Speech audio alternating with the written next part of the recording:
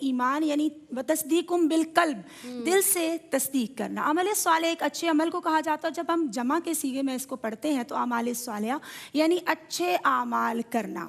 ایمان دل کی پاکیزہ روشنی کا نام ہے اور عمل ہماری زندگی کے ہر ایک گوشے میں اس کی جھلک ہے۔ ایمان بیج ہے اور عمل اس کا پھل ہے۔ ایمان خوشبو ہے اور عمل اس کی مٹھاس ہے۔ ایمان ہمارے اندر یہ جذبہ بیدار کر دیتا ہے کہ اللہ تعالیٰ ہمیں دیکھ رہا ہے اور ہمارا ہر عمل خالصاً لوجہ اللہ ہو جایا کرتا ہے۔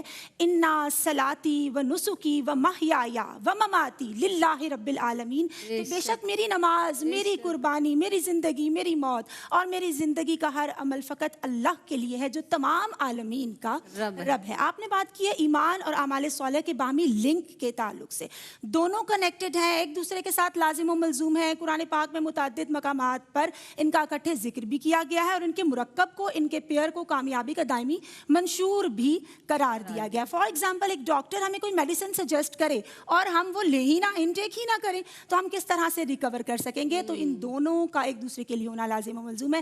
جس طرح جسم کے لیے روح ضروری ہے، اسی طرح سے ایمان اور عمل صالح ایک دوسرے سے کنیکٹڈ ہے۔ سورہ ملک کی آیت نمبر 2 میں اللہ تبارک و تعالیٰ ارشاد فرماتا ہے، مفہوم ہے کہ اللہ تعالیٰ نے موت و حیات تخلیق فرمائے، انسان کو زندگی عطا فرمائی، اس کو پتہ ہے کہ مجھے لوٹ کر اپنے رب کی سمجھ جانا ہے تو اعمال صالح تو کرنے ہیں نا، کہ میری پیشی ہوگی اور اللہ تعالیٰ پرکھ سکے کہ ہم میں سے کون اچھے اعمال کرنے والا ہے۔ نبی کریم صلی اللہ علیہ وآلہ وسلم نے فرمایا، حدیث کا مفہوم ہے کہ محبوب ترین عمل کیا ہے؟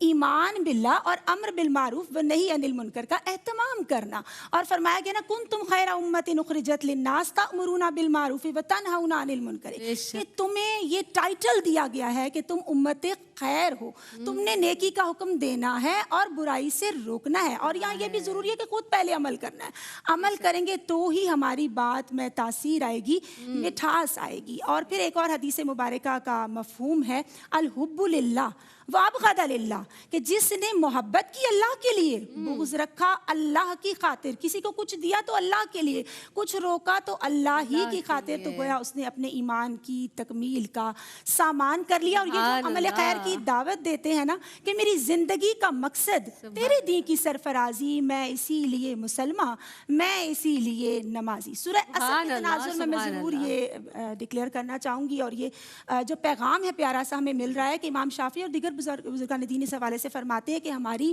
کامیابی کا دار و مدار اس بات پر ہے کہ اگر ہم سورہ اثر کو ہی زندگی کا دار و مرکز نگاہ بنا لیں تو زندگی روشن ہوتی چلی جاتی ہے۔